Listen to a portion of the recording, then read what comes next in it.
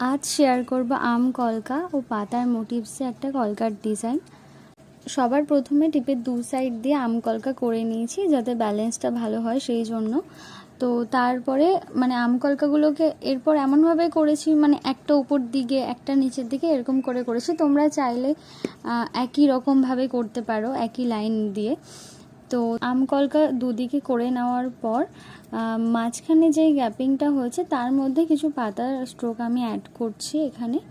তো পাতাগুলো তোমরা ওয়ান স্ট্রোকেও করতে পারো বা তোমরা ড্র করেও করতে পারো। এখানে আমার ওয়ান স্ট্রোকে সুবিধা হয় তাই জন্য আমি ওয়ান স্ট্রোকেই করছি। একদমই বেসিক কিছু স্ট্রোক দিয়ে পুরো কলকাটা করেছি, যেমন আম কলকার পাতা তোমরা দেখতেই পাচ্ছ।